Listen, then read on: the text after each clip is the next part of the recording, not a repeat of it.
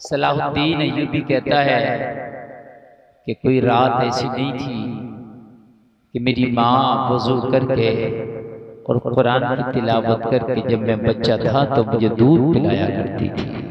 कोई ऐसी रात नहीं गुजरती। मोहम्मद खासानी फातह कुस्तुनतुनिया, जिसने कुस्तुनतुनिया की फसीलों पर इस्लाम का झंडा लहराया, कहता मेरी माँ मुस्तफ़ा का दुरूद पढ़ती जाती, मैं माँ का दूध पीता जाता। सलाहुद्दीन कहता है मेरा बचपना था, कुछ बच्चे खेल रहे थे, मैं खड़े होकर देख रहा था, सिर्फ देख रहा था, खेल नहीं रहा था। मेरा बाप आया, मुझे उठाकर पटक दिया और कहा जिनके ख्वाब बैतुल मक़दिस का फाते बनना होता है वो बाश बच्चों का खेल नहीं देखा करते। और बाप जरा आगे बढ़ा, शफकत पिदरी गालिब आई, बाप ने पलट के देखा कि मेरा बेटा को चोट तो नहीं लगी। कहने लगा मैं सीना तान के खड़ा था।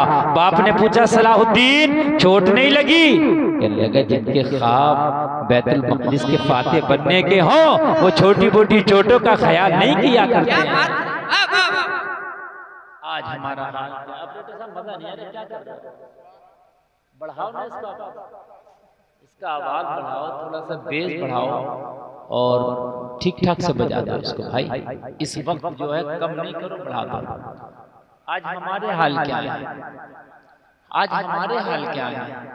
हमारे नौनिहाल बच्चे मोबाइल के गेम में अपनी जिंदगी गुजार रहे हैं। मैं घर घर का हाल देख रहा हूँ, अल्लाह की कसम 90% बच्चों का हाल ये, कोई अब्बा का मोबाइल कोई अम्मी का मोबाइल लेकर के बच्चा एक तरफ बिस्तर पे पड़ा है और वो देख रहा है। मुझे बताओ जिसका बचपना खुदा की कसम खाली मोबाइल के गेम में गुजरेगा वो खाक जवान होकर मुस्तफा का आशिक और मुजाहिद बनेगा? उसको क्या पता? उसकी बात की शादी में डीजे बजा, हरामखोरी से बाप ने शादी किया, वो बेटे ने अपना पूरा बचपना मोबाइल पे गुजार दिया। फिर तुम चाहते हो कि कोई हमारे घर से सलाहुद्दीन अय्यूबी जन्म ले? ऐसा नहीं होगा मेरे अजीज, ऐसा नहीं होगा। अगर आप चाहते हो कि कोई सलाहुद्दीन अय्यूबी तेरे घर से जन्म ले, तू चाहता है कि कोई मुस्तफा का गुलाम तेरे घर से जन्म ले, तो पौधा लगा मुस्तफा की मोहब्बत का, फिर देख जो फल उतरेगा। खुदा की कसम तेरा वो बच्चा अपने वक्त का फिर वो मुजाहिद आज़म बनेगा। जलसे में आने वालों थोड़ी देर मेरी गुफ्तगू को सुनो। हो सकता है कि आपको भी नींद आ रही हो, शायद थके हो, लेकिन अब सुन लें, आप जब तक पक्के ईमान वाले नहीं होंगे जब तक आपको कामयाबी नहीं मिलेगी। और पक्के ईमान वाले कब बनेंगे? नबी फरमाते सबसे बढ़ के जब मुझे चाहोगे तब पक्के ईमान वाले बनेंगे। सुने आप, जब तक कुरान कहता मोमिने कामिल नहीं, कामयाबी नहीं, शर्त है कि मोमिने कामिल हो जाओ, कामयाबी तुम्हारे कदम चूमेगी। मैंने कहा मेरे मौला मैं कब पक्का मोमिन बनूंगा? ए मेरे हबीब, ए मेरे आका, ए प्यारे आका जनाबे मोहम्मद रसूलुल्लाह, आप बताएं कि हम पक्के ईमान वाले कब बनेंगे? तो मेरे नबी फरमाते हैं अपनी बीवी से बढ़ के मुझसे मोहब्बत करो, अपने बेटा से बढ़ के मोहब्बत मुझसे करो, अपनी बेटी से बढ़ के मोहब्बत मुझसे करो, अपने बाप और माँ से बढ़ के मोहब्बत मुझसे करो, अपने माल से बढ़ के मोहब्बत मुझसे करो, दुनिया से बढ़ के मोहब्बत मुझसे करो, कारोबार से बढ़ के मोहब्बत मुझसे करो, सारी कायनात से बढ़ के मोहब्बत मुझसे करो, तब तुम मोमिने कामिल हो जाओगे। सुभान अल्लाह। सबसे बढ़ अब हम भी कहते हैं कि हम तो नबी से मोहब्बत करते हैं, सबसे बढ़ कहते हैं, तवज्जो हम कहते हैं, अभी नारा लगा देंगे और लगते नहीं कि नारा जी नबी का दामन नहीं छोड़ेंगे, नमाज एक टाइम की नहीं पढ़ेंगे, दामन नहीं छोड़ेंगे, ज़कात नहीं निकालेंगे, निकालेंगे ज़कात हमारे ऊपर फर्ज है मगर नहीं निकालेंगे, नबी का दामन नहीं छोड़ेंगे। समझ रहे हैं? सैयद सलार मसूद गाजी की बारगाह में जाना भी नहीं छोड़ेंगे, जा रहे हैं अच्छी बात है, लेकिन ज़कात नहीं देंगे। समझ रहे हैं? क्या फायदा है? वो लुकमा जो अपने बच्चे को खिलाओगे, जो ज़कात नहीं निकली है, तो क्या तेरा बच्चा कामयाब बनेगा? बताएं, नहीं बन सकता ना, नहीं बनेगा मेरे अजीज। अगर गंदा तेल अपनी गाड़ी के इंजन में डालो तो फिल्टर चौक हो जाता है। क्या बात है, क्या बात है, क्या मिसाल है, समझ रहे हैं? फिल्टर चौक हो जाता है, फिर वो काम नहीं करता। ऐसे ही तू अगर बिना ज़कात निकाला हुआ लुकमा अपनी औलाद को खिलाएगा ना, तो वो चौक ही हो जाएगा। तो आज नजर आ रहा है। पक्के ईमान वाले तभी बनोगे जब मोहब्बत सबसे बढ़ के मुस्तफा से हो। जी। अब तुमको कह रहे हम तो करते हैं, तो हमने कहा तुम जबान वाली करते हो, मैदान वाली नहीं करते। मोहब्बतें दो होती हैं जी, एक जबान से और एक मैदान अमल में। जी। और जबान वाली मोहब्बत का कोई एतबार नहीं है। जबान से तो अगर कह के सब कुछ हो जाए तो हम आज ऐलान करते हैं कि हम प्रधानमंत्री हैं। क्या बात है, जबान से कहने से ही अगर सब कुछ हो जाए तो हम ऐलान करते हैं, है ना? अरे भाई, खाली जबान से तो कहता नबी से मोहब्बत करता हूं, लेकिन दिल का क्या? कि इस दिल से भी मोहब्बत करके बैठा, दिल में तो दुनिया भर की खुराफात भर के बैठा है, वो खाली जबान से मोहब्बत बोलता है। तू कहने लगा नहीं हजरत मैं तो मोहब्बत करता हूं। मैंने कहा कैसी? अगर मुस्तफा से मोहब्बत किया था तो फजर के वक्त में तुझे नींद कैसे आ गई थी? फजर के वक्त में तुझे नींद कैसे आ गई थी? जी, मुस्तफा की मोहब्बत अगर वाकई थी तो नींद जी, या रसूल अल्लाह मैं तो आपसे मोहब्बत करता हूँ, अब मैं सोना नहीं है मुझे। या रसूल अल्लाह मुझे अब नमाज पढ़ना, इसलिए कि मोहब्बत आपसे है।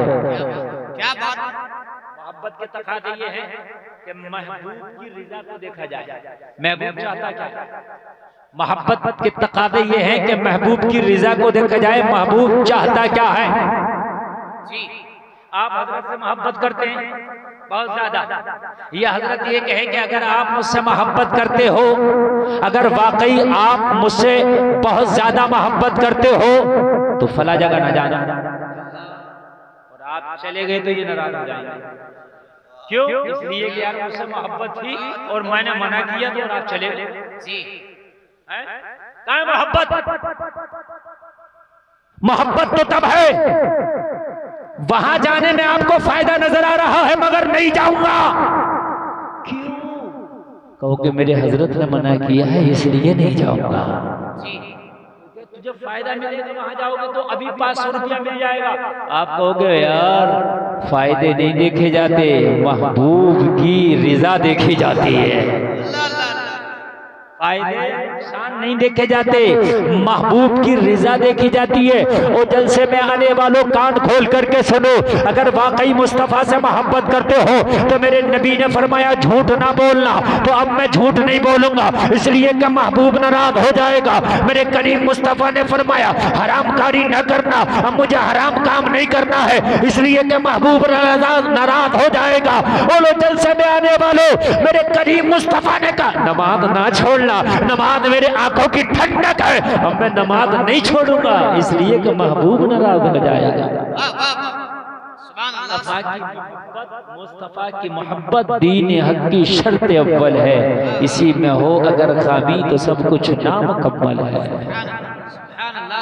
नारे तकबीर, नारे रिसालत, मसलके आला हजरत, उलमाए अहले सुन्नत, पैगाम ताजु शरिया कॉन्फ्रेंस, जश्न शादी खान आबाद। देखो भाई, इस वक्त थोड़ी देर तकरीर सुन लो। देखो मुझे बहुत लेट बैठाया गया, बहुत लेट मेरी तकरीर हुई।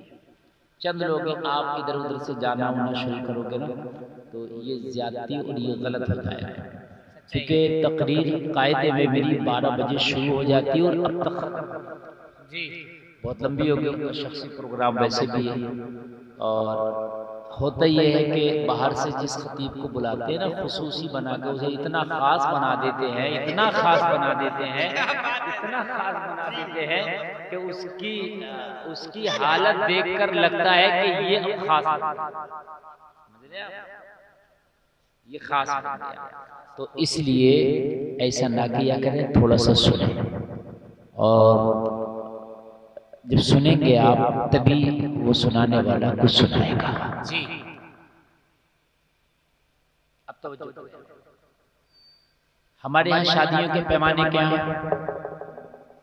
माल, कितना ज्यादा माल पेश करेगा रिश्ता वहां होगा।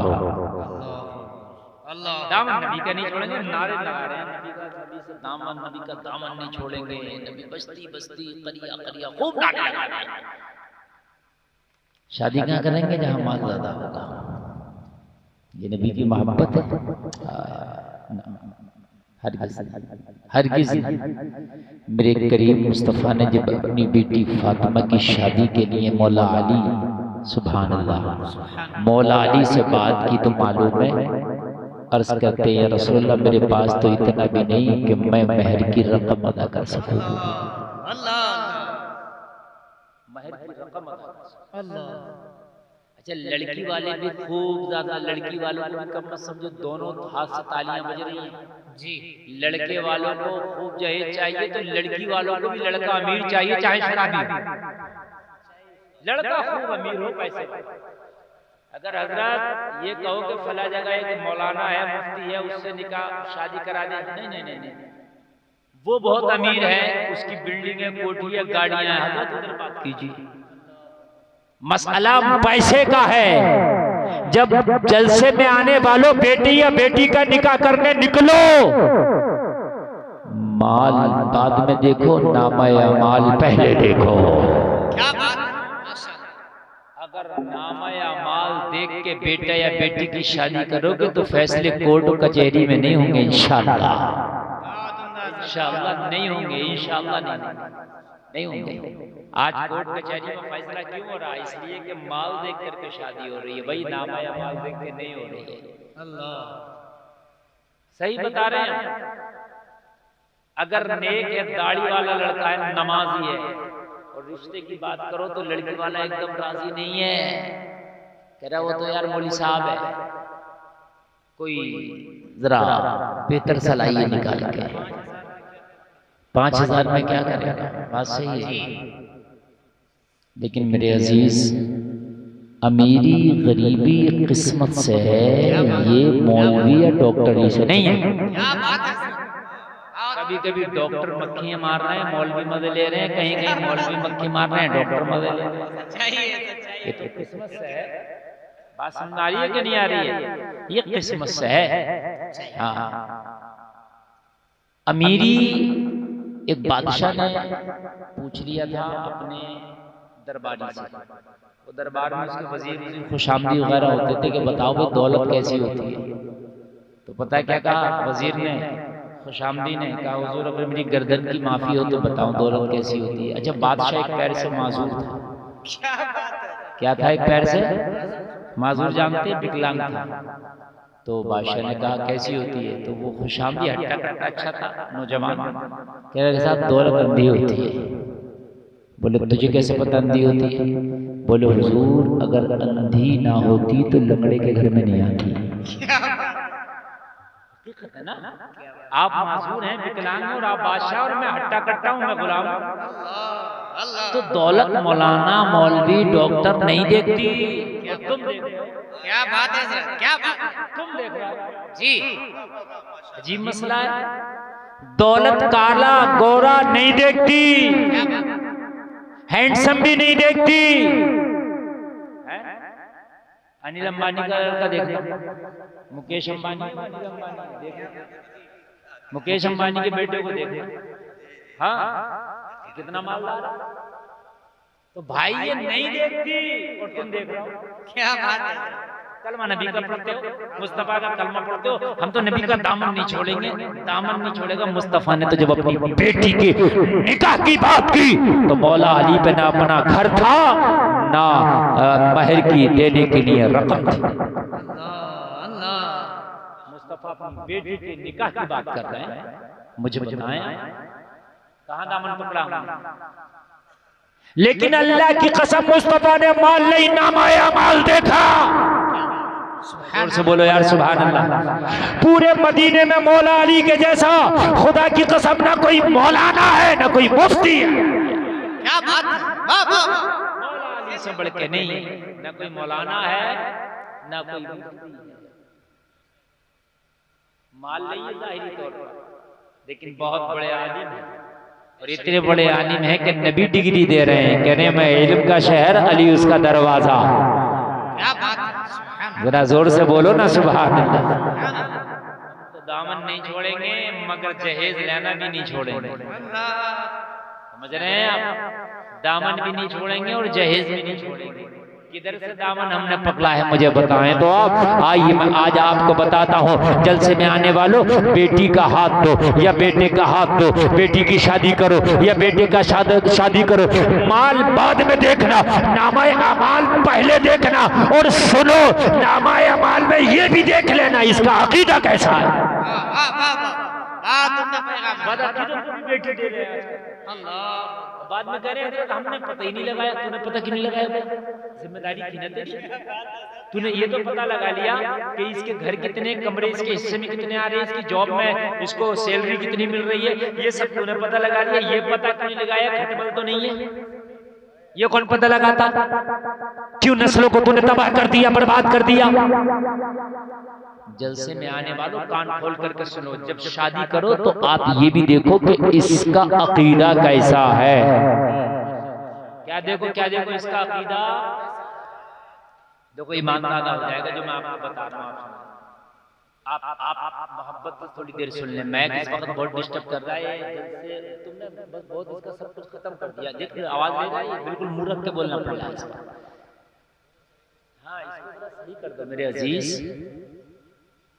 शादी माल देकर नहीं, नामाए अमान। क्या बात है, क्या बात है। इंशाअल्लाह शादी अच्छी रहेगी, तुमने पैगाम मेरी गारंटी है। शादी इंशाअल्लाह अच्छी रहेगी, कह दो ना सुभान अल्लाह। बस ये मैं एक दो शादी पढ़ूंगा और तकरीर खत्म कर दूंगा, बहुत लंबी नहीं बोलना। मैंने तो रोज कहीं ना कहीं बोलना होता, आपने सुनना सुने, नहीं तो कहीं और सुना लेंगे। लेकिन जरा मैं सोच रहा हूँ कि इस वक्त भी आप बैठे हैं, मौलाना फखरुद्दीन साहब ने बड़ी मोहब्बत से ये महफिल सजाई है, तो जरा कुछ दिल खोल के मैं बोल दूं ताकि आपके लिए यादगार हो जाए। क्या बात है, क्या बात है। और एक बात और बताऊं मैं आपको, किसी को एकदम देख करके ना देख लो जाहिर बहुत अच्छा है, तब भी नहीं आ जाओ, पहले उसे परख लो थोड़ा सा। ये जो लड़के लड़की आजकल कर रहे हैं, फेसबुक पे फिल्टर वाला फोटो देखा मर गए। क्या बात है, यही शादी करेंगे जी। और बेवकूफ कई फिल्टर लगा के फोटो खींच के डाला इसने, जिसके पीछे मरा गया कि मुझे यही चाहिए, यही चाहिए, यही जी। ये चाहिए, हाँ ये चाहिए, समझ रहे हैं आप? ये बात हमने कहा क्या हुआ? अरे कहने लगे हजरत मोहब्बत हो गई। हमने कहा मोहब्बत तुझे यही हुई है, तुझे कुरान से तो कभी मोहब्बत नहीं हुई, नमाज से कभी नहीं हुई, तुझे रोजे से कभी नहीं हुई, ये फिल्टर वाला फोटो देख के मोहब्बत हो गई। मेरे अजीज, इस्लाम ने पसंद की शादी को मना नहीं किया, मगर तरीका है। क्या बात है। ये गुंडागर्दी के साथ इस्लाम नहीं बोलता। जो आज गुंडागर्दी हमने अपना रखी है, अगर कहीं शादी करना चाहते हैं, बड़ों को बीच में डालें, इज्जत के साथ पैगाम पहुंचाएं। अगर वो पैगाम कबूल हो जाए तो शुक्र अदा करें, और वहां से मना हो जाए तो सब्र करें। बात खत्म है। अल्लाह मेरी किस्मत में नहीं है, इससे बेहतर अता फरमा। क्या करो इससे बेहतर फर्क है। पहले ऐसे नहीं किसी को भी बेटी देती ना। अभी मेरे इलाके की बात है, तवज्जो करना। एक मुस्लिम लड़की एक गैर मुस्लिम के घर में, मेरे गांव बिल्कुल बराबर बराबर। पता चला क्यों? तो कहने लगी मैं बिहार की रहने वाली हूँ और ये मेरा शोहर गया वहां और मेरे घर वालों ने तहकीक नहीं करी और इसके हाथ में हाथ दे दिया और शादी कर ली और ये गैर मुस्लिम निकला। मैं क्या करूं? मैं फंस गई यहाँ के। तहकीक जरूरी है जलसा में आने वालों। कायनात में सबसे अफजल मेरा नबी है, सुभान अल्लाह। मेरे नबी से अफजल तो कोई नहीं है ना यार? है? अरे नहीं है ना, कोई नहीं है। खुवैलद की बेटी नाम खदीजा है, सुभान अल्लाह। जब मक्का में नबी की तारीफें सुनी कि मोहम्मद जैसा कोई नौजवान नहीं, इनकी जगह कोई बात नहीं करता, इनकी तरह कोई चलता नहीं, इनकी तरह कोई फैसले नहीं करता, ये अमानतदार लाजवाब है, ये सादिक हैं, सच्चे हैं, झूठ नहीं बोलते, वादा खिलाफी नहीं करते। जब अम्मी खदीजा ने सारी बातों को सुना, सारी बातों को, तब भी एकदम से यकीन नहीं किया, अभी यकीन नहीं किया कि हम भी तो परखें, हम भी तो परखें क्या वाकई मोहम्मद अरबी लाजवाब है, देखे तो। मैं पहली शादी मुस्तफा जाने रहमत सल्लल्लाहु अलैहि वसल्लम की आपके सामने पढ़ के सुना, जरा कह दे सुभान अल्लाह। मेरे नबी से ना अफजल है, ना आला, न कोई खूबसूरत है, न सच्चा है। उनका तो चेहरा देखो ना तो गमज़दों के गम दूर हो जाए। अल्लाह अल्लाह। और लोगों रोते हुए हंस पड़े, जो टेंशन में हो वो मुस्कुराने लगे। अम्मी खदीजा ने मुस्तफा के बारे में सुना, लेकिन सुनने के बाद में यूं ही नहीं यकीन कर लिया, बल्कि मालूम है क्या किया, जनाबे अबू तालिब के पास आई और आके कहने लगी, जनाबे अबू तालिब, जो तुम्हारे भतीजे मोहम्मद अरबी हैं, मैं चाहती हूँ कि मेरे काफिले की बागडोर हाथ में लेके और इस बार सलारे काफिला बन के मेरा काफिले का माल मार्केट में खुद सेल करें और फिर उधर से जितना मुनाफा हो लेके आए। इस साल मक्का में कहत पड़ा हुआ है, लोग फाके से दो चार हैं, लोग फाके से जूझ रहे हैं, इस वक्त कोई बिजनेस नहीं, कहत का आलम है। मैं वादा करती हूँ जितना मुनाफा होगा मेरे काफिले को सारा का सारा मक्का वालों में तकसीम कर दूंगा। लेकिन बागडोर मोहम्मद अरबी के हाथ दे। जनाबे अबू तालिब ने मेरे नबी से मशवरा किया। असल में वो बागडोर देना नहीं थी, असल में परखना भी था, परखना भी था। मेरे नबी से मशवरा किया, खुवैलिद की बेटी खदीजा ये चाहती हैं कि आप उनके काफिले का माल लेकर के जाइए। मक्का की बहुत बड़ी बिजनेसमैन, बहुत बड़ी बिजनेस है आपका, बहुत बड़ा बिजनेस है। हजरत खदीजा से बड़ा बिजनेस नहीं है मक्का में किसी का, यमन तक शोहरत है इनके बिजनेस की। अबू तालिब ने कहा कि आप लेकर के जाएं इनका काफिला। नबी ने फरमाया, हमारी चौखट पे अगर कोई आए तो हम उसे ना नहीं करते, वो चाहती हैं तो हम जाएंगे काफिला लेके। सुभान अल्लाह, हम जाएंगे। और नबी सालारे काफिला बन के जब मक्का से निकलने लगे तो खदीजा के गुलाम है, नाम मैसरा है। कहने लगी, मैसरा तुम भी जाओ काफिला में। कहने लगा, खदीजा मैं क्या करूंगा, मुझसे सच्चे मोहम्मद है, मुझसे सादिक है, मुझसे बड़े अमानतदार है, अब काफिला में मेरी क्या जरूरत जब मोहम्मद जा रहे हैं। तो कहा, तुम्हें माल के लिए नहीं भेज रही हूं, ये सारे माल का हिसाबो किताब तो मोहम्मद ही के हाथ में रहने देना, वाकई ये सच्चे हैं, फिर मुझे क्यों भेज रही हो। कहा, तुम अपनी डायरी लेके जाना, तुम इनकी एक एक अदा को लिख के लाना और चुपके से मुझे बताना। क्या करना, मुझे बताना, नोट करके लाना। हम हैं कि कहीं भी रिश्ता कर दिया, कहीं भी बेटे का हाथ दे दिए, कहीं भी बेटी का हाथ दे दिया, नहीं नहीं। और जलसे में आने वालों थोड़ा परख लिया करो, थोड़ी सी मालूमात हासिल कर लिया करो, थोड़ी सी नॉलेज हासिल कर लिया करो, कहीं बाद में खून के आंसू ना रोना पड़े, कहीं बाद में आपको तकलीफ से दो चार ना होना पड़े। और जलसे में आने वालों जरा गौर करो, गौर करो। अच्छा, दूसरी एक चीज ये है, हजरत खदीजा का मामला ये था, इन्हें तलाश भी थी कि मोहम्मद अरबी आखिरी नबी तो नहीं है, वही तो नहीं है जिसके बारे में एक यहूदी आलिम ने एक कौमी मेले में ऐलान किया था। मक्का में एक कौमी मेला होता था जिसमें मक्का की औरतें अक्सर जमा हुआ करती थी। उसमें एक रोज यहूदी आलिम ने ऐलान किया था, ए मक्का की औरतों, मैं ऐलान करने के लिए आया हूं कि आखिरी नबी के आने का जमाना करीब है, आखिरी नबी आने वाला है, इसी खजूरों वाले शहर में आएगा। अगर आ जाए वो नबी, उसका जमाना पालो तो खूब इज्जत करना उस नबी की, उसकी बात मानना, उसकी मुखालफत ना करना। वो भी तलाश थी, वो भी तलाश थी। जाना और अपनी डायरी में लिख के लाना। लोगों जरा गौर करो, मैसरा ने कबूल कर ली अपनी ड्यूटी। अब जब काफिला निकला है, मक्का से काफिला जा रहा है और जलसे में आने वालों गया और जाने के बाद मैं यमन पहुंचा।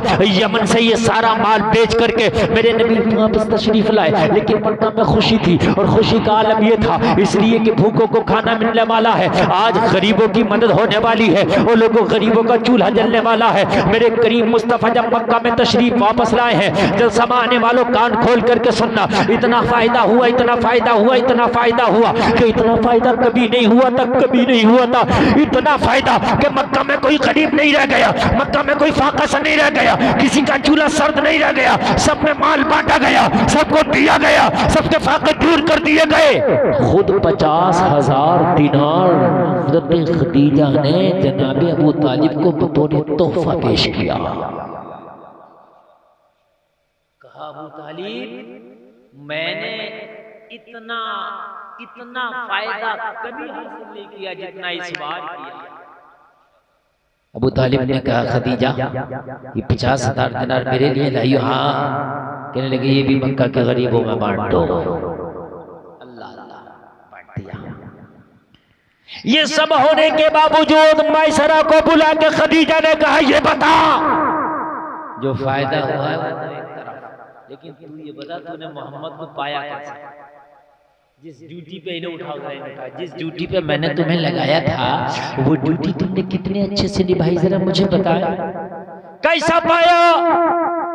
कहने लगा खदीजा ज़बान कहाँ से लाऊं बयान करने के लिए, जैसा मैंने पाया। कलम कहाँ से लाऊं लिखने के लिए, जैसा मैंने पाया। कोई ज़बान नहीं जो मोहम्मद के औसाफ बयान कर सके, कोई कलम नहीं जो मोहम्मद के औसाफ बयान कर सके। ओ खदीजा मैं क्या बताऊं, मैं क्या बताऊं, मुझे वो आम इंसानों की तरह नहीं लगते, आम लोगों की तरह नहीं लगते। अब खदीजा को उसकी बात सुनने में बड़ा इंटरेस्ट और बड़ी रुचि होने लगी। जनाब खदीजा ने कहा बता तूने क्या देखा है? तो मालूम है क्या कहने लगा, मैसरा कहने लगा अगर सुनना चाहती हो तो सुनो। मैंने देखा कि जब मक्का से हमारा काफिला निकला, मेरी नजर मोहम्मद अरबी पे थी। हमारा काफिला मक्का की संगलाख वादियों से निकल रहा था, ऊंट पत्थरों पर पैर रख रहे थे, ऊंटों को तकलीफ थी, लेकिन उन्हीं सख्त पत्थरों पर, उन्हीं संगलाख वादियों से जब मोहम्मद अरबी गुजर रहे थे, मैंने देखा जिस पत्थर पे मोहम्मद का कदम रखा जाता वो पत्थर पिघल के मोम हो जाता।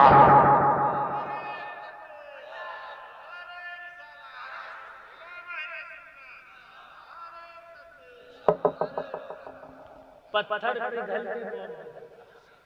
मैंने देखा। ओ मैसरा तूने और क्या देखा? अरे क्या बताऊं खदीजा, मैंने देखा शदीद गर्मी है, तेज की धूप है, लेकिन मोहम्मद अरबी जहां से गुजर रहे हैं बादल उनका साया करके चल रहे हैं। आय हाय जरा क्या देना यार, सुभान अल्लाह। और क्या देखा तुमने? कहने लगा क्या बताऊं, जैसे ही हम यमन के बाजारों में पहुंचे तो मोहम्मद अरबी पहली मर्तबा यमन के बाजारों में गए, ताजिरों से रूबरू हुए।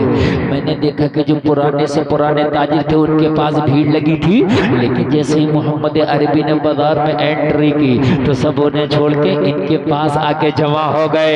वो कसम खा खा के अपना माल बेच रहे थे, लेकिन वो उनकी कसमों पे इतना यकीन नहीं कर रहे थे जितना मोहम्मद की भोली जबान पे यकीन कर रहे थे। कहने लगी बस अब डायरी बंद कर दे, मैंने समझ लिया ये कौन है। आए हाय हाय सुभान अल्लाह। अब निकाह का पैगाम भी भेज दिया, परखा निकाह का पैगाम भी भेज दिया। जलसे में आने वालों के ये हमारी जिम्मेदारी नहीं है कि हम शादी से पहले जांच करके खाली माल देख कर ना, माल हसब व नसब भी देखें, उसका दीन भी देखें कि दीनदारी कैसी है, समझ रहे हैं? ये सारी चीज देखें। फिर हुस्न जमाल भी है, माल तो सबसे लास्ट की चीज है, लेकिन आज सिर्फ माल ना इस माल के पीछे ना जाएं। ए मेरे जलसे में आने वालों कान खोल करके सुनो। अब मैं जो आपको बताना चाह रहा था कि मुस्तफा की मोहब्बत अगर सबसे बढ़ के होगी तो फिर माल को फौकियत नहीं दी जाएगी, नामाए अमाल को फौकियत दी जाएगी। माल को दी जाएगी फौकियत, फिर नामाए अमाल को फौकियत दी जाएगी। और गवाह है यार, अब बात करते हैं मौला अली शादी की तैयारी करो अली। अर्ज किया रसूलुल्लाह मेरे पास तो इतना भी नहीं कि मैं महर की रकम अदा कर सकूं। क्या है तुम्हारे पास? अर्ज किया रसूलुल्लाह एक ज़रा है जिसे पहन कर मैं जंग करता हूँ। नबी ने फरमाया इसे फरोख्त कर दो। मौला अली ने ज़रा को फरोख्त कर दिया। जो रकम मिली मुस्तफ़ा की बारगाह में लाके पेश कर दी। कहा इसकी आधी रकम से तुम्हें फातिमा का महर अदा करना है। क्या करना है फातिमा का? और महर निकाह में वाजिब है। एक काम की बात बता रहा हूं मैं आपको, निकाह में जो मेन चीजें हैं उस पर फोकस कम है, जो खुराफात की चीजें हैं उस पर फोकस बहुत। समझ रहे हैं आप? देखिए निकाह में इजाब व कबूल फर्ज है और 2 गवाह फर्ज है। क्या है? ये फर्ज है। इनके बगैर निकाह नहीं होगा। इनके बगैर निकाह, होटल नहीं हो, मैरिज हॉल नहीं हो, लंबा खाना नहीं हो, जेवर नहीं हो, जोड़े घोड़े नहीं हो, जहेज नहीं हो, 200-250 बराती नहीं हो, निकाह हो जाएगा। बस निकाह में कोई कमी नहीं आई। लेकिन गवाह नहीं हो निकाह नहीं होगा, इजाब व कबूल नहीं हो निकाह नहीं होगा। ये असल चीजें हैं। लेकिन हमारे यहाँ क्या हो रहा है, जब निकाह की बारी आई तो बेहतरीन जोड़े घोड़े, मैरिज हॉल, शादी, लंबी बारात, हाई खाना, बहुत हाई फाई खाना, लंबी चौड़ी शादियां, 10 लाख का खर्चा। लेकिन जब मेन चीज निकाह की आई, जब बात गवाह की आई, दाढ़ी मुड़ा के सिपला बन कर बैठा हुआ, कहने लगे मुखिया जी तुम ही बन जाओ गवाह। क्यों बन जाओ? गवाह आदिल हो, बाशरा देखो यार, अगर मिल सकता है बाशरा तो बाशरा ना देखो। जुमे की नमाज पढ़ी है, इसके बीच में कोई नमाज नहीं पढ़ी, बीड़ी सूत रहा बीड़ी, और कह रहे मुखिया साहब तुम ही बन जाओ गवाह। तो इसने भी रुमाल कांधे पर रखा और अच्छा ठीक है। दाढ़ी वाला मौजूद है तो ऐसा न बना। कोई नमाजी आदिल मुंसिफ है तो उसे न बना। किसी को उठाया गवाह, गवाह ठीक ठाक बाशरा को लेके भाई फर्ज है ही गवाह। बस हमारी दूसरी चीज है इजाब व कबूल। इसमें भी घपला करता। जो असल शादी है वहां फखरुद्दीन साहब को बिलाजरा, जो असल शादी है उसमें घपला। असल निकाह में बता रहा हूं आपको क्या है, इजाब व कबूल और गवाह।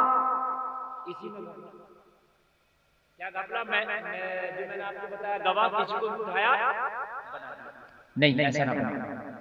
गवाह अगर बाशरा मौजूद है या भी दाढ़ी वाले मेरे सामने मौजूद हैं तो पहले इन्हें ना बनाओ। अगर ये नहीं है तब देखा जाएगा कि अब क्या करें, तब गुंजाइश निकाली जाती है। जब मौजूद ही है तेरे 200 बराती में क्या 2-4 दाढ़ी वाले नहीं होंगे, नमाजी नहीं होंगे, आदिल नहीं होंगे? होंगे, लेकिन हमने तवज्जो नहीं दी।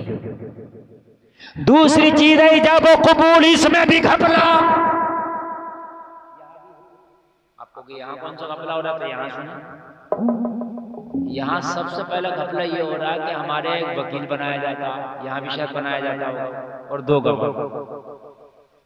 अब वो वकील जाके इजाजत देता, उस वकील को यही पता नहीं है कि तुम वकील हो, निकाह तुम नहीं पढ़ा रहे हो, निकाह मुफ्ती साहब फलाने साहब पढ़ा रहे हैं, काजी साहब। तो तुम्हें निकाह की इजाजत उन मुफ्ती साहब के नाम से लेनी है, ना कि खुद तुम इजाजत ले रहे हो। मैं वकील हूँ, फला मुफ्ती साहब आपका निकाह पढ़ाएंगे, क्या आप उनको अपने निकाह पढ़ाने की इजाजत दे रही हैं? वो इजाजत देगी तब जाके कहेंगे हजरत फला लड़की ने इतने महर के बदले आपको निकाह पढ़ाने की इजाजत दे दी। पहले तो वकील होना ही नहीं चाहिए, जरूरत ही नहीं है। खुद काजी 2 गवाहों को लेके जाए, लड़की से इजाजत ले और लड़के को कबूल करा दे, बात खत्म। ये सबसे बेहतर है। ये निकाह फजूली है जो बीच में वकील को रखते हैं। बहुत सी जगह वकील झगड़ा कर रहे होते हैं इमाम से, हमें भी दो 500। सही बात बता रहा है। इमाम बड़ा परेशान है। वकील कहता मुझे 1000 दो, गवाह कहते 500 हमें दे। अजीब मसला है यार। ये बेचारा इमाम है, कब से आस लगा के बैठा है कि यार फला निकाह मेरे महल्ले में होगा तो मेरा थोड़ा बहुत हिसाब हो जाएगा, है ना, बच्चों की दवा आ जाएगी, बच्चों की फीस भर दूंगा। तो हिसाब लगा के बैठा और ये गवाह उससे झगड़ा करके बैठा। अजीब मसला है यार। ये तो मुकदमे का गवाह से भी खतरनाक है। मुकदमे का गवाह भी इतनी जल्दी फीस नहीं मांगता जितनी जल्दी ये निकाह का गवाह फीस मांग रहा है। वकील की जरूरत नहीं है, खुद काजी निकाह पढ़ाए तो खुद जाके लड़की से इजाजत ले ले गवाहों की मौजूदगी में और जाकर के कबूल करा दे। और ये गलती और होती है, अक्सर मैंने 90% देखा है ये बात। हजरत आप इसका अंदाजा लगाना, ये जो वकील होता है ये आम आदमी होता है, वकील मौलाना तो होता नहीं। अक्सर वकील मौलाना नहीं होता, आम ही आदमी होता। मौलाना तो 10% का ही बनता होगा। ये आम आदमी जाकर लड़की से इजाजत दे रहा होता है लेकिन महर का जिक्र नहीं करता उसके सामने, जबकि महर वाजिब है। इसके लड़की के सामने इजाजत लेते वक्त महर का जिक्र जरूरी है। इतने महर के बदले तुम्हारा निकाह की इजाजत लेने चाहते हैं, क्या आपकी इजाजत है? महर का जिक्र नहीं, खाली लड़के का नाम ले दिया ना, महर का जिक्र भी होगा। मारिए कि नहीं आ रही? महर का जिक्र भी, महर का जिक्र भी नहीं किया और वकील साहब ने डायरेक्ट इजाजत दे दी। जो निकाह पढ़ा रहा उसकी लिए भी नहीं कहा कि फला आदमी तुम्हारा निकाह पढ़ाएगा ना। ये तरीका वकील की जरूरत ही नहीं। वकील की जरूरत कहां पड़ती है? सुने, ये रुमाल वाले हैं, रुमाल वालों, वकील की जरूरत कहां पड़ती है? सुने, बता रहा हूं। निकाह में वकील की जरूरत कहां है? वहां सुन लो, बता दो। निकाह में वकील की जरूरत कहां? वहां बतला दो ना। सुने, लड़का सऊदी अरब में, लड़की इंडिया में, या लड़की सऊदी अरब में, लड़का इंडिया में। अब शादी होना, लड़की नहीं आ सकती इंडिया, लड़का नहीं आ सकता इंडिया, और शादी होना, निकाह होना। तो अब क्या होगा? लड़की अपना वकील बना के भेजेगी।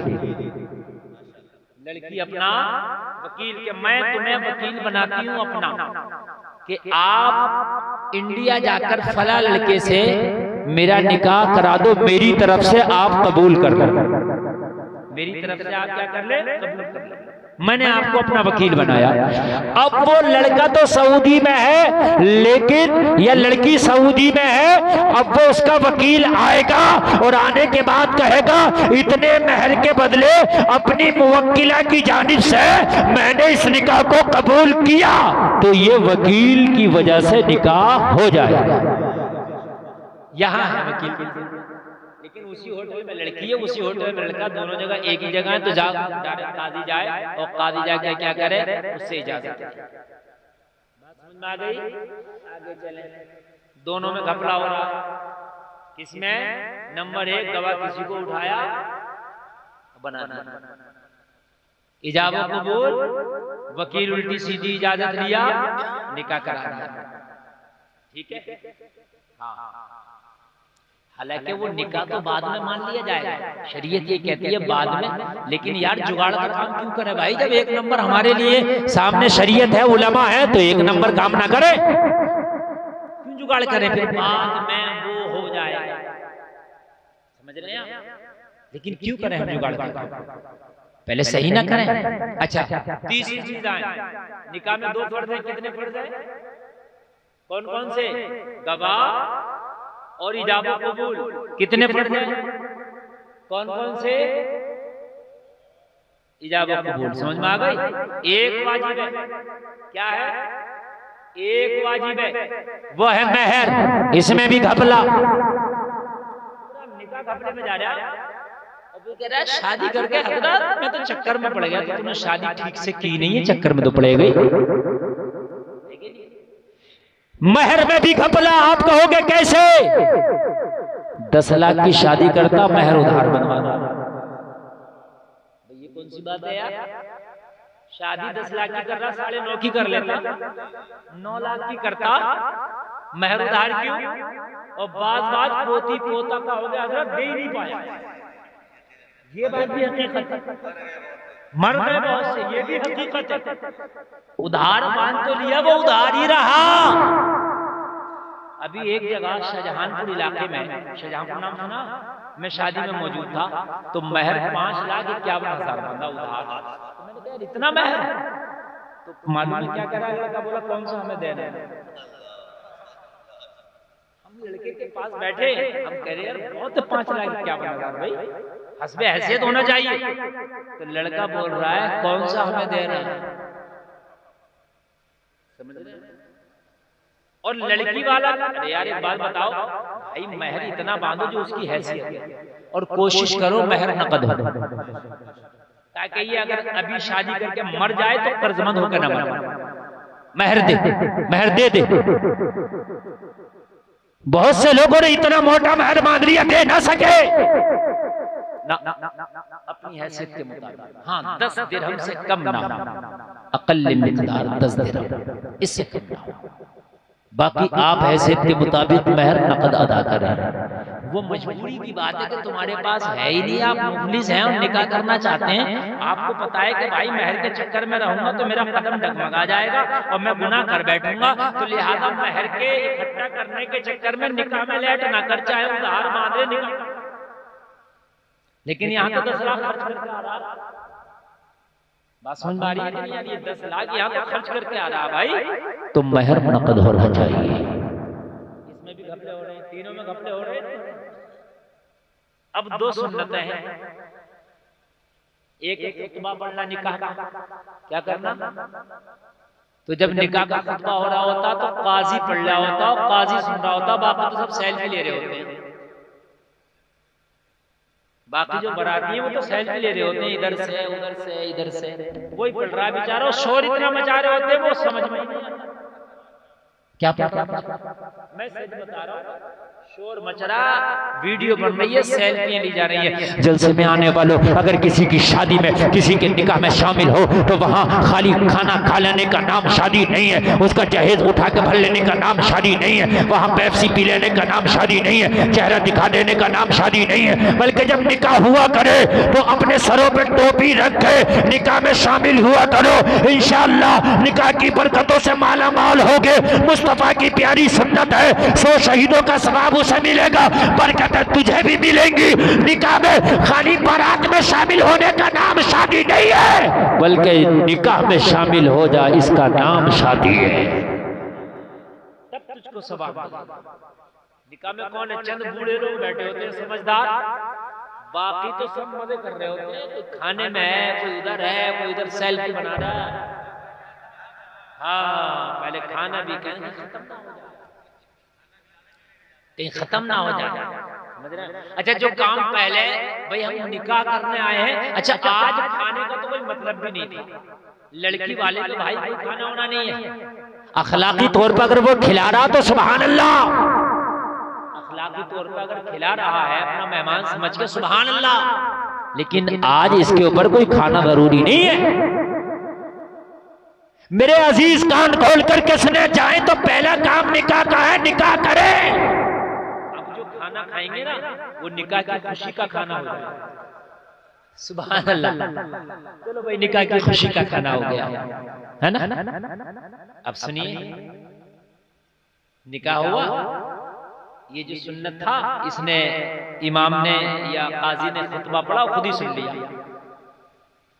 अब एक काम है और रह गया सुन्नत, वो था वलीमा, तो मंडिया करके बैठ गया। वलीमा भी खत्म, मंडिया जानते हैं आप लोगों ने, शादी से पहले खिलाते हैं उसे मंडिया बोलते हैं। तो वलीमा कम करते लोग, मंडा ज्यादा करते हैं।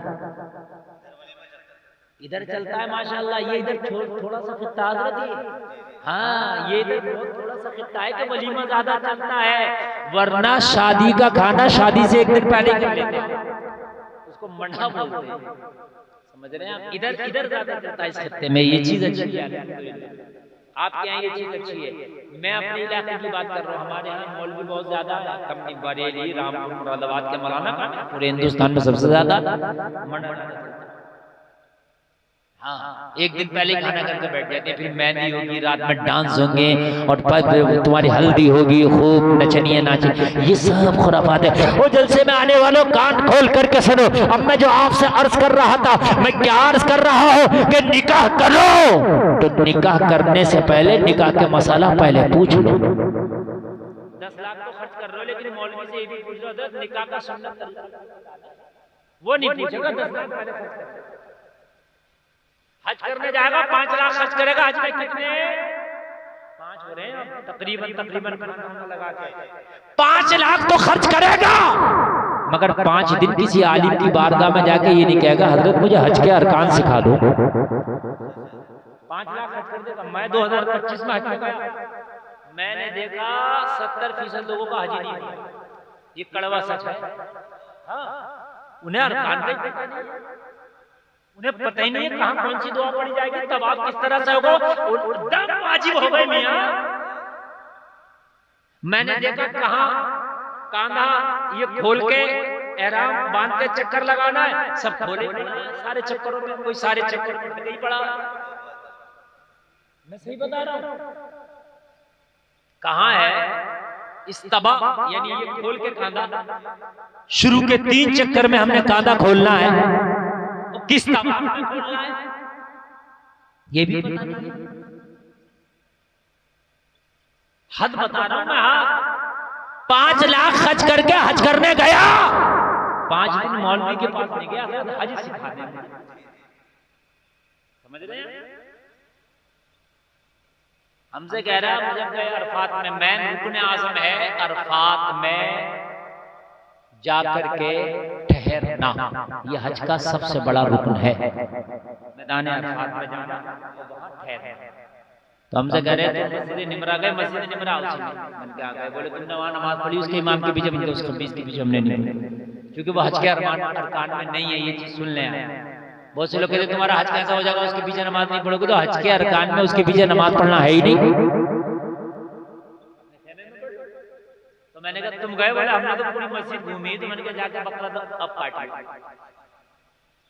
क्यों दमबाजी हो गया कैसे? मैंने कहा मस्जिद निमरा का कुछ हिस्सा हुदूद अरफात से है, अरफात से जो आखिर के वो गुंबद है उसके, वो हुदूद अरफात से बाहर है।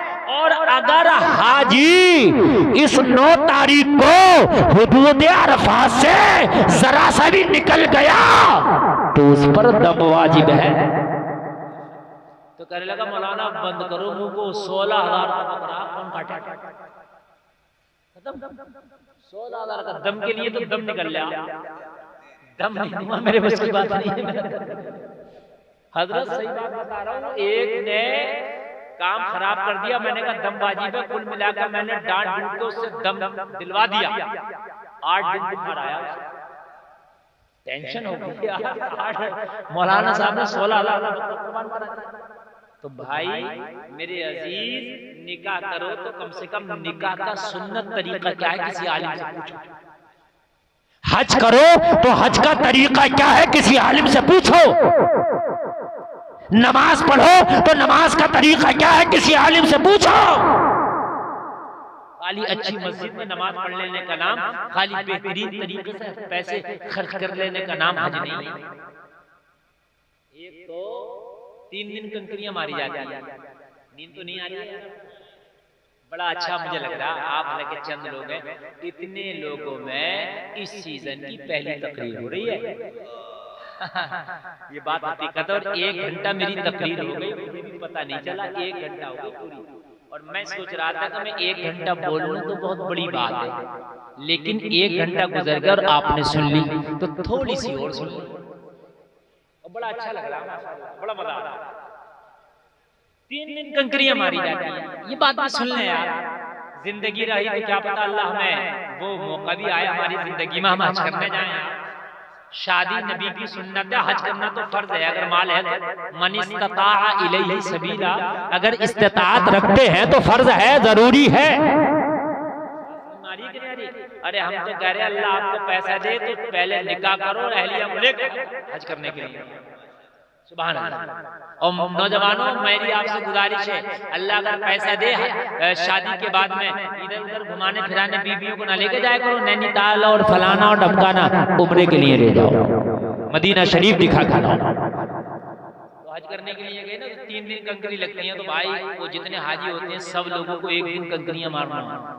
अब वो एक खास जगह थोड़ी सी जहां पर ये 3 शैतानों के नाम के पत्थर लगे हुए हैं। तो पहले दिन लगी कंकरी तो बड़ी भीड़ थी, और पहले दिन एक को ही लगती है, एक ही शैतान को लगती है, और दूसरे दिन और तीसरे दिन तीनों को लगती है। तो मेरे खेमे में मिना में एक हाजी था जरा बूढ़ा सा, तो वो दूसरे दिन की कंकरियां अपने बराबर वाले हाजी को देखो, बोला लो भैया मेरी भी मारती हो, जाओ। सही बात बता रहा है। हमने कहा भैया तुम्हारी कंकरी हाजी साहब कंकरी खुद मारी जाएगी। कहने लगे मजबूरी हो गई तो मैंने कहा तब खुद मारी जाएगी। हाँ, कहने लगे कोई चल ना सके तो तब भी मैंने कहा खुद मारी जाएगी, खड़ा ना हो सके तो तब खुद मारी जाएगी। हुक्म ये है कि अगर हाथ से मारने की ताकत नहीं है तो कोई दूसरा आदमी उसके हाथ में पकड़वाए और पकड़वा के मरवाए। तुम हाजी जी यहाँ खूब 3-3 रोटियां खा रहे हो, कई मौसमी फाड़ दे रहे हो यहाँ बैठ के खेमे में, खाना और नाश्ता किसी टाइम का नहीं छोड़ रहे हो और कंकरी मरवा रहे हो इनसे। कहने लगा हज़रत कल बड़ी भीड़ थी।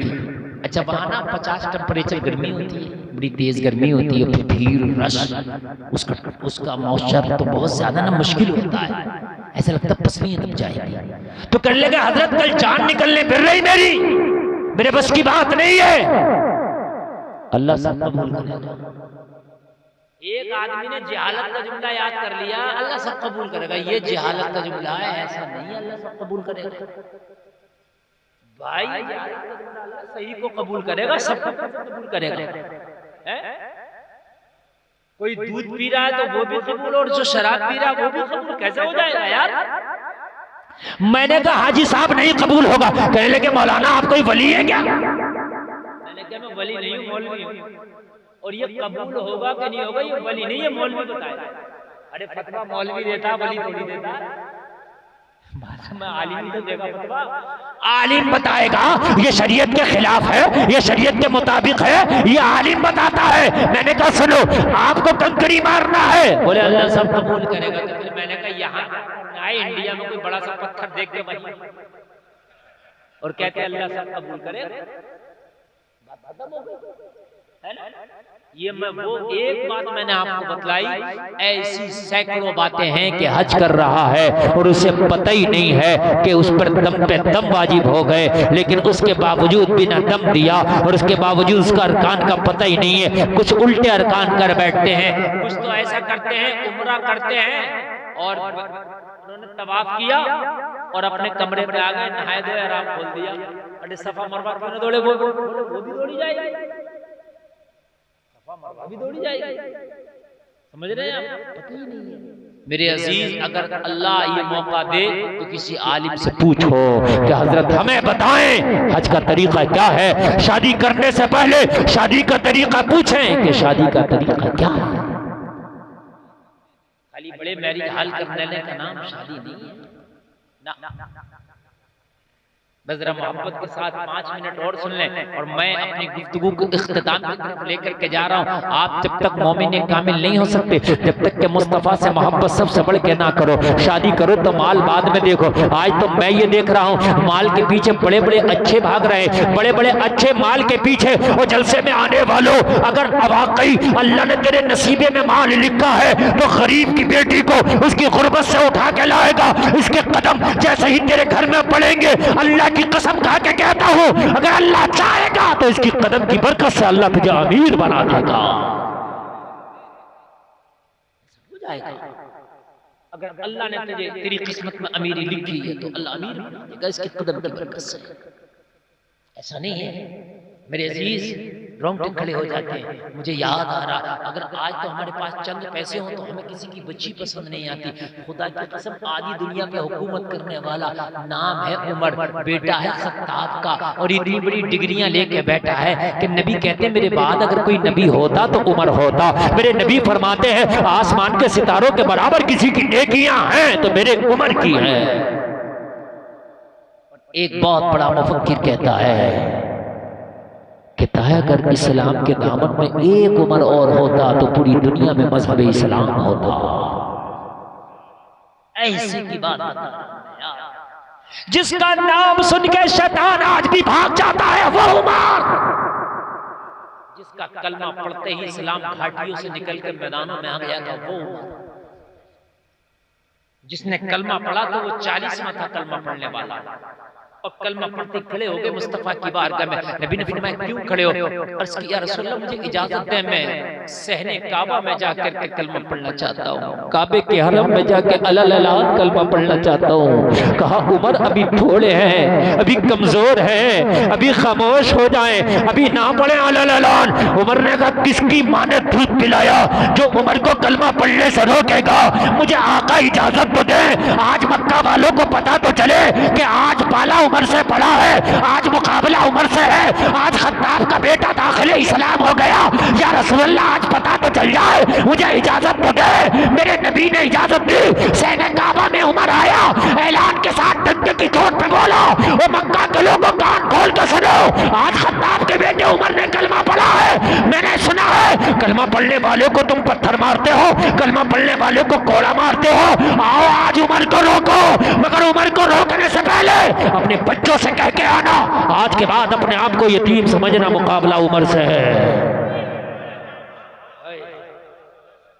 वो उमर की बात कर रहा हूं मैं, उस उमर की बात कर रहा हूं कि जिस उमर ने कलमा पढ़ा तो जो लोग हिजरत करके हबशा चले गए तो वापस आ गए। चलो अब टेंशन नहीं है, मक्का में हालात साजगार है, क्यों कहा कलमा पढ़ लिया। अबू सलमा हिजरत करके हबशा चले गए थे, जिनको मक्का वालों ने सताया इतना था, ये हबशा चले गए। लेकिन जब पता चला कि उमर ने कलमा पढ़ा तो कहा चलो अब टेंशन नहीं, अब तो उमर ने कलमा पढ़ लिया। वो उमर जिसके दौरे खिलाफत में सबसे ज्यादा इस्लाम फैला, सबसे ज्यादा इस्लाम हजरत उमर के दौरे खिलाफत में फैला। मालूम है वो उमर मदीने की गलियों में रात का सन्नाटा है, घूम रहा है, कोई भूखा तो नहीं खाना खिलाऊंगा, कोई प्यासा तो नहीं पानी पिलाऊंगा, कोई मरीज तो नहीं दवा दिलाऊंगा। क्या देखा कि एक घर में ना एक बूढ़ी औरत अपनी बेटी से झगड़ा कर रही है। उमर ने कान लगा के सुना ना तो बूढ़ी कह रही थी बेटी बकरी अगर दूहली हो तो दूध में पानी मिला दो जरा, मुनाफा ज्यादा होगा, फायदा ज्यादा होगा। जवान बेटी ने जवाब क्या दिया, ओ माँ मैंने पानी नहीं मिलाना, इसलिए कि उमर को एक दिन तकरीर में कहते सुना है कोई दूध में पानी मिला के किसी को धोखा नहीं देगा। कौन सी बेटी कह सकती है ये बात? वही कह सकती है जिसने इस्लाम और दीन को पढ़ा, जितने इतने बड़े मोबाइल लेके जिसने सीरियल देखे वो नहीं कहे, वो नहीं कहे, समझ रहे हैं? वो नहीं जाने की हराम और हलाल क्या है। जिसकी जिंदगी इतने बड़े मोबाइल पे गुजर रही है वो नहीं जानेगी। जिसने हजरत फातिमा की सीरत को पढ़ा हो वो बेटी कहेगी। आज बेटियों को मोबाइल दे रहे हो, मोबाइल बाद में दो, बेटियों के हाथ में तर्जमे वाला कुरान पहले दो, मुस्तफा की सीरत की किताब पहले दे दो, अपनी बेटियों को दीन लाजमी तौर पे सिखा दो। कहने लगी माँ मैं नहीं मिलाऊंगी, कहने लगी ओ बेटी कैसी बात करती हो, उमर की ये तकरीर ये खुतबा तो मैंने भी सुना था, लेकिन उमर देखने थोड़ी ना आ रहा है, उमर तो अपने घर में सो रहा होगा, उमर को क्या पता खालिस दूध बेचा है या पानी मिला के बेचा है। कहने लगी माँ डरना है तो उमर से क्या डरना, डरना है तो उससे न डर जिस रब से उमर डरता है।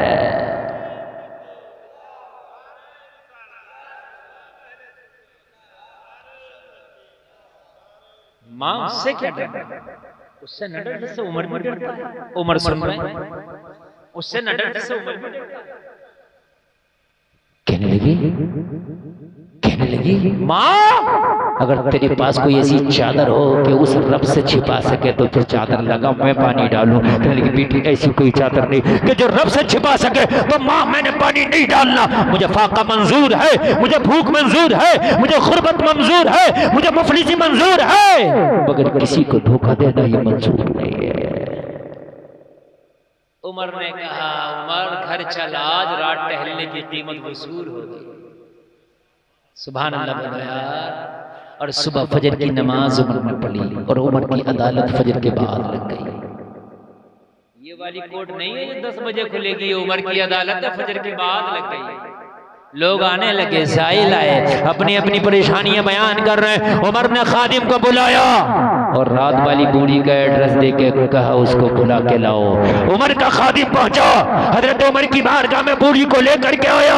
बूढ़ी खड़ी है। उमर फरमा रहे हैं बूढ़ी रात मैटर क्या था? कहने लगी हुजूर वो मेरी जवान बेटी है, मैं बड़ी गरीब हूँ, बड़ी मुफलिस व नादार हूँ, मैंने दूध में पानी की बात कही थी इसलिए बेटी ने मना कर दिया और मैंने तो तौबा कर लिया है, अब कभी ऐसा नहीं करूंगी, ऐसा कभी नहीं सोचूंगी। हजरत उमर ने फरमाया ठीक है लेकिन एक बात बता, वो जो तेरी बेटी है क्या उसकी शादी हो गई? रोने लगी। हजरत उमर ने फरमाया रोती क्यों है? मैंने तो तुझे कुछ कहा नहीं है, मैंने तो तेरे ऊपर सख्ती नहीं की, मैंने तो खाली इतना पूछा कि तेरी बेटी की शादी हुई कि नहीं हुई, उसका निकाह हुआ कि नहीं हुआ, रोती क्यों है? आंख में आंसू आ गए। कहने लगी उमर दुखती रत पे हाथ रख दिया है। उमर बात इतनी सी है कि मैं मक्का की सबसे गरीब खातून हूँ, मैं काफी अरसा से चाहती थी कि अपनी बेटी का निकाह कर दूं, अपनी बेटी की शादी कर दूं, मगर गुर्बत की वजह से मैं बड़ी मजबूर हूँ, मेरे पास तो इतना भी नहीं आने वाले चंद बरातियों को खाना खिला सकूं, मेरी गुर्बत की वजह से बेटी का रिश्ता कोई कबूल नहीं करता। उमर मैं चाहती हूँ कि ये कांधों का बोझ हल्का हो जाता, मेरी जिंदगी में बेटी का निकाह हो जाता, लेकिन मेरी गुर्बत है कि मुझे मुझे मुझे मजबूर किए हुए, मैं क्या करूं? हजरत उमर ने फरमाया खातून तो फिर रोने की जरूरत नहीं है, तेरी बेटी का रिश्ता कोई कराए या ना कराए उमर कराएगा। गरीबों के रिश्ते बहुत कराते हो, कभी किसी गरीब अमीरों के रिश्ते बहुत कराते हो, कभी किसी गरीब की बेटी का भी करा दिया करो, उमर कराएगा। लेकिन उमर तू मेरी बेटी का रिश्ता क्यों कराने लग गया? हजरत उमर ने फरमाया उमर के होते हुए मदीने में किसी की आंख में आंसू नहीं आएगा। उमर के होते तो कहने लगे उमर रिश्ता तो कराएगा तब कोई राजी हो? कौन राजी होगा मेरी बेटी से निकाह के लिए, शादी के लिए? कौन मेरी बेटी से शादी करेगा? हजरत उमर ने फरमाया लड़का भी मेरी नजर में है, कौन है जो मेरी गरीब बेटी से उमर के कहने से राजी हो जाएगा? हजरत उमर ने फरमाया अगर उमर कह दे तो वो पीछे हटेगा ही नहीं। उमर है कौन? उस लड़के का नाम तो बताओ जो मेरी गरीब बेटी से निकाह करने आपके कहने से राजी हो जाएगा। हजरत उमर ने फरमाया मदीने का कोई और नहीं, उमर का खुद का बेटा तेरी बेटी से निकाह करेगा। उमर का खुद का बेटा तेरी बेटी से निकाह करेगा। याद रहा बोलो सुभान अल्लाह। कहने लगी उमर ये तो मुझे ऐसा लग रहा है कहीं मजाक तो नहीं है, मैं गरीब नहीं, मदीने की सबसे गरीब, आप अमीर नहीं बल्कि अमीरुल मोमिनीन हैं। फासला तो देखें, कहाँ अमीरुल मोमिनीन का ओहदा, कहाँ मुझ गरीब का ओहदा। हुजूर ये कैसे होगा? अमीरुल मोमिनीन उमर इब्न खत्ताब फरमाते हैं खातून अभी बेटे के रिश्ते का कोई इरादा ना था, शादी का इरादा ना था, मैं तो रात भूखे को, मैं तो रात बीमार को देखने निकला था, मगर रात तेरी बेटी का जहेज देखा तो नीयत बदल गई। बहू बनाऊंगा तो तेरी बेटी को बनाऊंगा। कहने लगी उमर ये तो समझ में नहीं आता, अगर जहेज होता तो बेटी की शादी न कर देते। वो कौन सा जहेज है जो मैं दिन के उजाले में ना देख सकी? उमर तो रात के अंधेरे में देखा यार। हजरत उमर ने फरमाया ओ बूढ़ी जहेज सुन, जब मैं रात दरवाजे पे खड़ा था तेरी बेटी का झगड़ा चल रहा था, तूने कहा दूध में पानी डाल, बेटी ने मना किया था, तूने कहा क्यों? तो जवाब दिया था माँ कोई देखे या ना देखे परवरदिगार देख रहा है। उमर को जहेज के लिए तेरी बेटी का ये जुमला ही काफी है। ये जुमला ही काफी है। बस मुझे ये जुमला पसंद आ गया। मैं चाहता हूं कि जो मेरी बहू आए ना, उसके दिल में ये खौफ हो कि दुनियादार देखे या ना देखे, परवरदिगार देख रहा है। शादी हो गई, आखिरी बात, निकाह हो के दुल्हन आ गई, और जब आई दुल्हन तो हजरत उमर ने क्या जुमला बोला? कहा, बेटी ये जहेज लाई हो ना, उमर चाहता है कि रोजाना उस जहेज से उमर फायदा हासिल करे। लेकिन उमर, मैं तो जहेज के नाम पे पानी का प्याला भी नहीं लाई हूँ। किस जहेज की बात कर रहे हैं? हजरत उमर ने फरमाया, बेटी सुन, जब रोजाना सुबह में तैयार होके अदालत में मैं लोगों के फैसले करने निकला करूं, तो मेरे घर निकलने से पहले रोजाना मेरे कान में आके कह दिया करना, उमर अदालत में फैसले जरा सोच समझ के करना, कोई देखे या ना देखे, परवरदिगार देख रहा है। अल्लाह।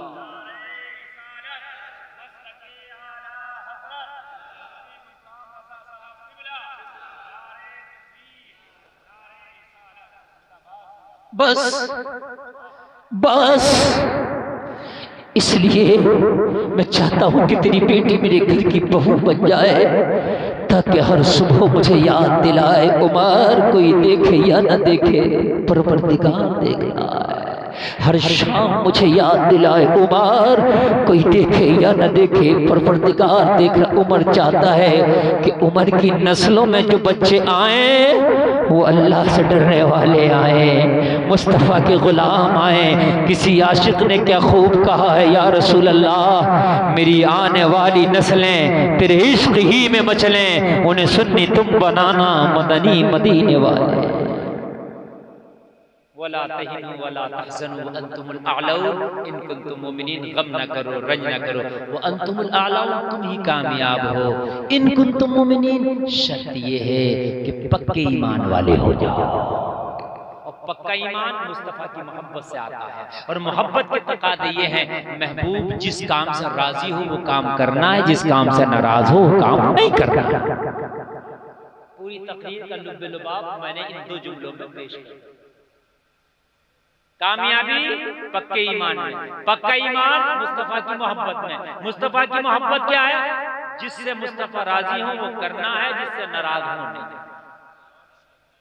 लो जन्नती भी, कामयाबी भी, और दुनिया और आखिरत की भलाइयां भी। कहने सुनने में कोई खता हुई तौबा करता हूं, मौला माफ फरमाए। कलमा पढ़े, ला इलाहा इल्लल्लाह मुहम्मदुर रसूलुल्लाह, इस्लाम जिंदाबाद, व मा अलैना इल्लल बलाग। अस्सलाम वालेकुम।